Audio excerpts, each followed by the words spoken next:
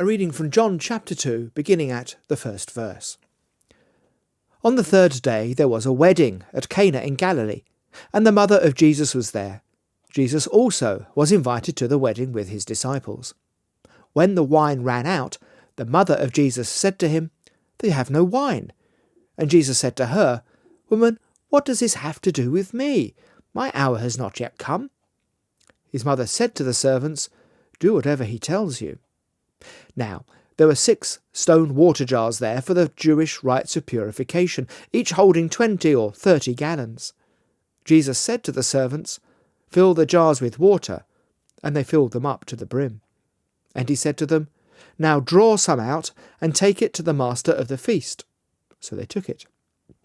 When the master of the feast tasted it, the water now become wine, and did not know where it came from, though the servants who had drawn the water knew, the master of the feast called the bridegroom and said to him, "Everyone serves the good wine first, and when people have drunk freely, then the poor wine.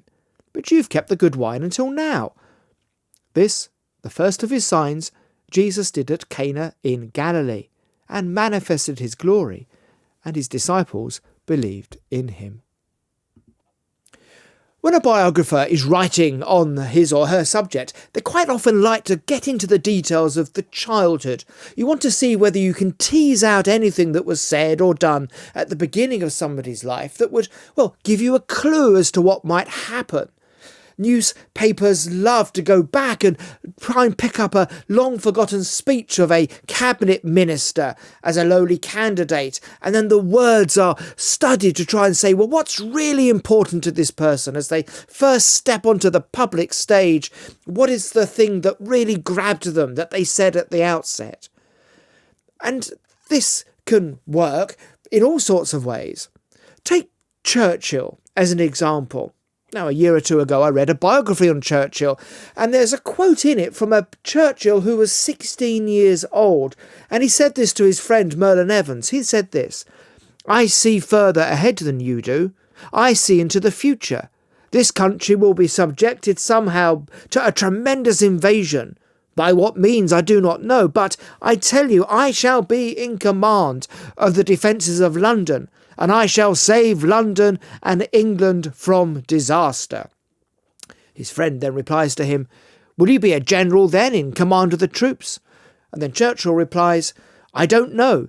Dreams of the future are blurred, but the main objective is clear. I repeat, London will be in danger, and in the high position I shall occupy, it shall fall to me to save the capital and save the empire." This, remember, is a quote from 1891. This, remember, is a quote from Churchill, age 16. But the biographer looked at this and saw something in this pointing towards the man that Churchill would come to be. Prescience, indeed, the man in the child, they may say.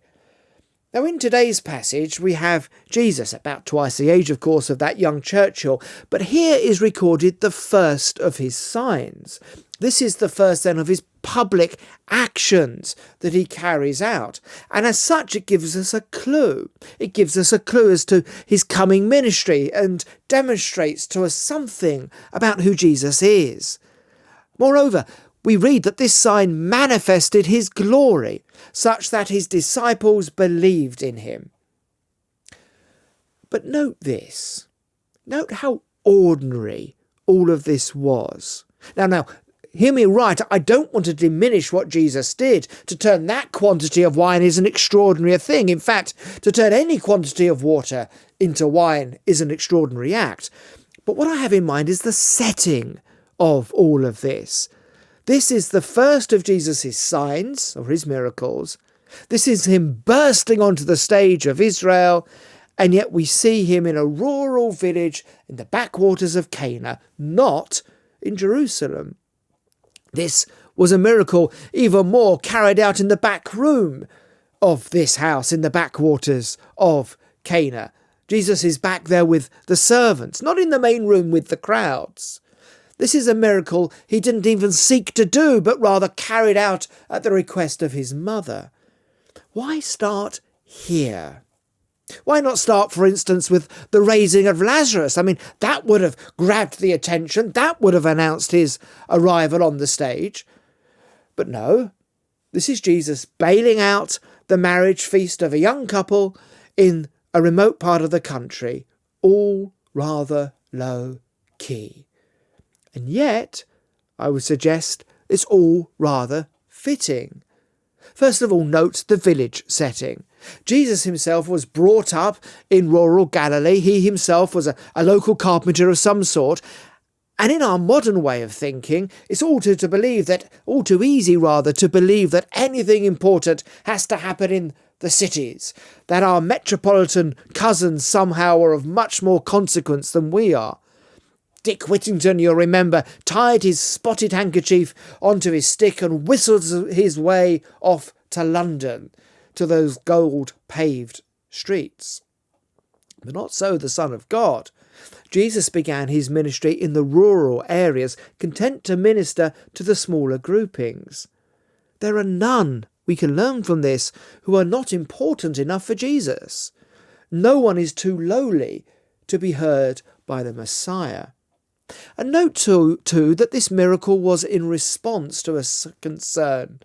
It was his mother, Jesus' mother, who was worried about the wine. All she did was to bring her concerns, her worries, to her son.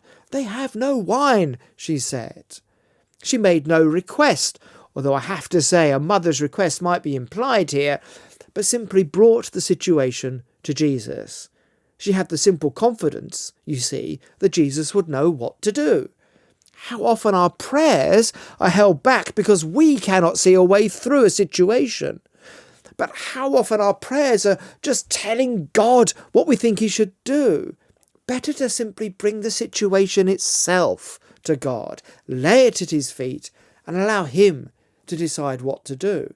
I mean, that's where true trust and true faith lies. And we would do also well to notice that this takes place in a home.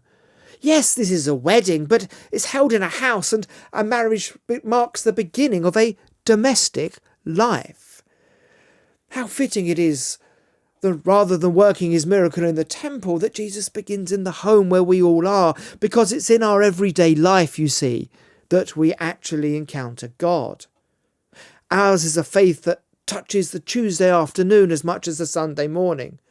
The temple of the Lord is as much the kitchen as it is the church. To be sure, our church buildings are hallowed by long years of worship and are set apart for that purpose, but they stand as beacons for the glorification of God.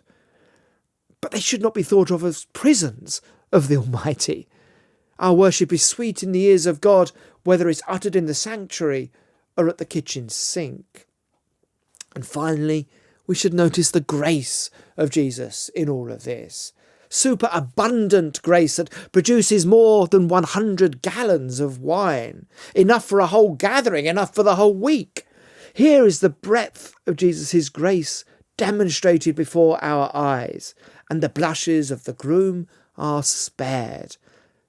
There's nothing too ordinary, you see, to bring before Christ in prayer. His grace extends even to matters which might seem to be too trivial to bother the second person of the Trinity with. And this overflowing grace is an extraordinary symbol to us of the abundant blessings that Christ brings to us. The miracle in Cana, you see, the first one that Jesus wrought, is one that gives us as much comfort as it does amazement. The ministry of the Redeemer of the world began in a back room in a tucked-away village, and it dealt with a meal running out of wine. Oh, Christian, you see, there's nothing too small to bring before Christ in prayer, and no one too small to utter that prayer.